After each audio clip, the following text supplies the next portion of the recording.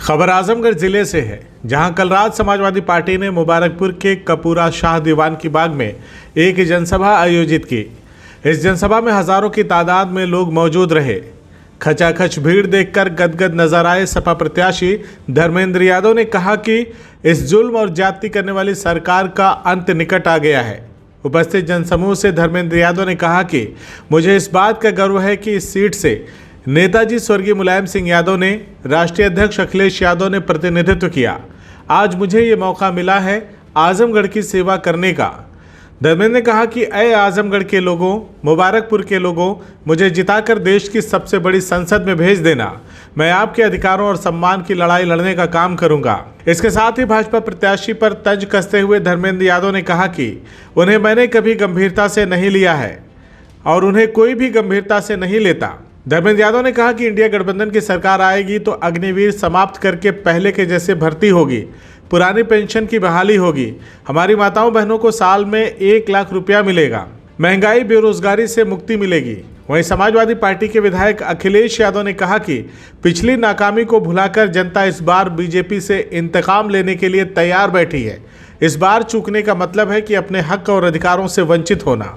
वहीं मंच से बोलते हुए एमएलसी शाह आलम गुड्डू जमाली ने कहा कि जब हम अलग अलग लड़ रहे थे तो भी लाखों वोट का प्यार जनता ने दिया, लेकिन अब हम एक हो चुके हैं तो सोचिए कि कौन टिकेगा हमारे प्रत्याशी के सामने। गुड्डू जमाली ने कहा कि मैं दावे और ईमानदारी के साथ एक बात कहना चाहता हूं।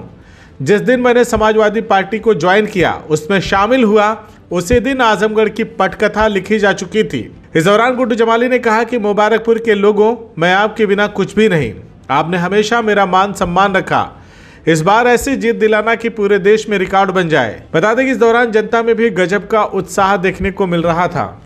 आरडी जमाली साहब यहाँ के लोकप्रिय नेता रहे, विधायक रहे और हमारे चुनाव में भी, पिछले चुनाव में नंबर 1 पे थे, हम नंबर 2 पे थे। जब 1 2 दोनों मिल गए तो मुबारकपुर में फिर पूछना क्या है, 3 वाले कहाँ होंगे, अब वो अपना स्थान ढूंढें।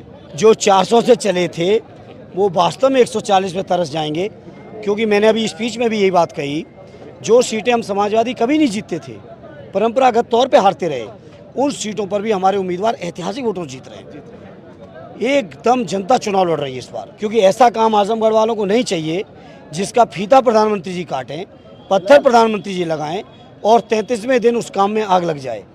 तो आजमगढ़ वाले कभी ये काम नहीं चाहेंगे। 10 साल में क्या किया है इसका जवाब दो। 20 करोड़ रोजगार कहाँ है? महंगाई की हालत आपने कहा था खत्म होगी, कहाँ चली गई महंगाई? विदेश से, स्विस बैंक से पैसा आया कि नहीं आया? कहा था ना प्रधानमंत्री जी ने कि अगर मैं आपकी उम्मीदों पे पूरा न कर पाऊँ तो 100 दिन बाद मुझे चौराहे पे खड़ा कर देना। जनता ने तो, हमारे देश की जनता तो बहुत सब्र करने वाली है, 10 साल बाद कटघरे में खड़ा किए। प्रधानमंत्री ने कहा कि रुपए की कीमत बढ़ा देंगे, वैल्यू बढ़ा देंगे। प्रधानमंत्री का महंगाई कम करेंगे, किसानों की आमदनी दूनी करेंगे। बताओ किस बात पे ऊपर उतरे? प्रधानमंत्री जी टाइम काट रहे हैं इस समय। CIB इंडिया न्यूज की सभी खबरों को देखने के लिए लाल रंग की बटन को दबाकर चैनल को सब्सक्राइब जरूर करें, घंटी जरूर दबाएं ताकि हमारी सभी खबरों के नोटिफिकेशंस आप तक पहुंचते रहें।